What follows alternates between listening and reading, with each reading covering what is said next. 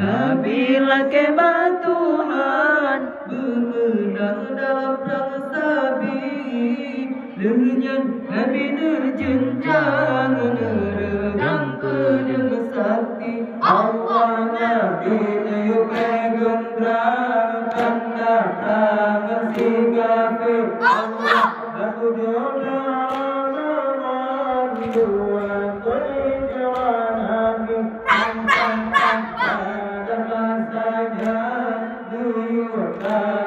Yahudi Allah kafir.